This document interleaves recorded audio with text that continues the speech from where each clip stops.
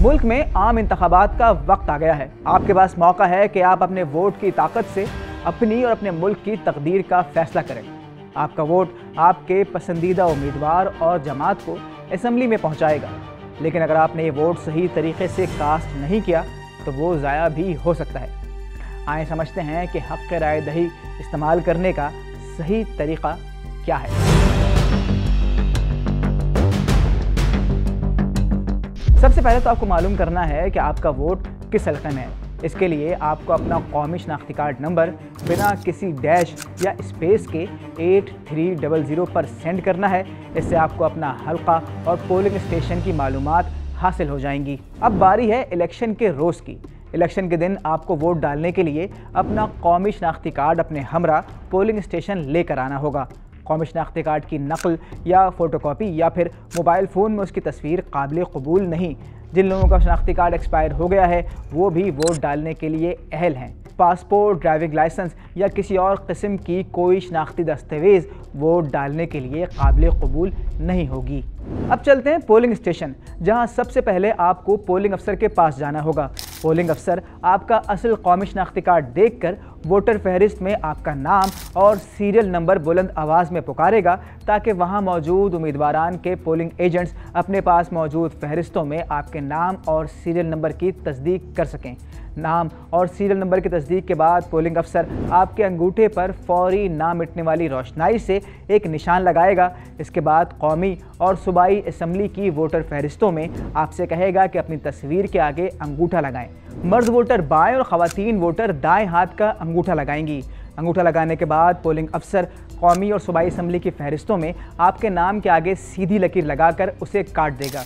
इसके बाद आप अगली मेज़ पर जाएंगे, जहां असिस्टेंट प्रिजाइडिंग अफसर कौमी असम्बली के लिए बैलेट पेपर की काउंटर फॉइल को पुर करेगा और आपसे अंगूठे का निशान लगाने का कहेगा। इसके बाद बैलेट पेपर की पुश्त पर स्टैंप लगाने और दस्तखत करने के बाद कौमी असम्बली के लिए बैलेट पेपर आपके हवाले कर देगा। इसके बाद अगली मेज़ पर एक और प्रिजाइडिंग अफसर सूबाई असम्बली के लिए यही तमाम चीज़ें दोहराएगा और आपका कौमी शनाख्ती कार्ड रख कर वोट कास्ट करने के लिए आपको मोहर देगा और वोट कास्ट करने के तरीक़ेकार से आपको आगाह करेगा। अब आप वोटिंग बूथ के पीछे चले जाएंगे, जहां आप अपनी मर्ज़ी के उम्मीदवार के नाम या उसके इंतखाबी निशान के सामने मोहर लगाएंगे। यहाँ दो बातों का ध्यान रखना बहुत ज़रूरी है। अव्वल तो वोट कास्ट करने के बाद इस बात की यकीन दहानी कर लें कि स्टैंप की स्याही सूख चुकी है। इसके बाद ही अपने बैलेट पेपर को फोल्ड करें और बैलेट पेपर को फोल्ड इस तरीके से करें कि जहां आपके पसंदीदा उम्मीदवार का नाम है और जहां आपके पसंदीदा उम्मीदवार का इंतखाबी निशान है वो आमने सामने हो। यानी वोट का जो बैलेट पेपर है उसको लंबाई के अंदर इस तरीके से फोल्ड करें। इससे ये होगा कि अगर रोशनाई फैलती भी है तो रोशनाई आपके पसंदीदा उम्मीदवार या उसके इंतखाबी निशान तक ही फैलेगी। अगर आपने गलती से मोहर की रोशनाई सूखने से पहले बैलेट पेपर को लंबाई के बजाय चौड़ाई में फोल्ड किया तो इस बात का अंदेशा है कि मोहर की रोशनाई किसी और उम्मीदवार के इंतखाबी निशान या उसके नाम तक फैल सके, और अगर ऐसा हुआ तो आपका वोट ज़ाया हो सकता है, क्योंकि ये बात मालूम नहीं होगी कि आपने किस उम्मीदवार को वोट दिया है। बैलेट पेपर को अच्छे तरीके से तय करने के बाद आप वोटिंग बूथ से बाहर आएंगे। असिस्टेंट प्रिजाइडिंग अफसर को मोहर वापस करके अपना कौमी शनाख्ती कार्ड हासिल करेंगे। इसके बाद कौमी असम्बली के लिए हरे ढक्कन वाले बक्स में हरा बैलेट पेपर और सूबाई असम्बली के लिए सफ़ेद ढक्कन वाले बक्स में सफ़ेद बैलेट पेपर डालकर अपना वोट कास्ट करेंगे।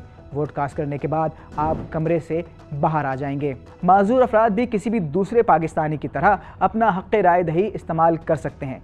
नाबीना अफराद वोट डालने में मदद के लिए किसी भी बालिग़ शख्स को अपने साथ ला सकते हैं। प्रिजाइडिंग अफसर इस बात का मजाज है कि नाबीना शख्स के साथ मदद करने के लिए आने वाले शख्स का शनाख्ती कार्ड चेक कर सके। याद रखें, पोलिंग स्टेशन के अंदर मोबाइल फ़ोन, कैमरा या लेडीज़ पर्स अपने साथ लेकर जाना मना है। इंतखाबात में वोट कास्ट करना हम सब की कौमी ज़िम्मेदारी है। पाकिस्तान की तकदीर आपके अपने हाथ में है, तो इस 8 फरवरी को अपने घरों से निकलिए और वोट ज़रूर कास्ट कीजिए। मज़ीद न्यूज़ अपडेट्स और डिजिटल स्टोरीज के लिए सब्सक्राइब करें डॉन न्यूज़ पाकिस्तान।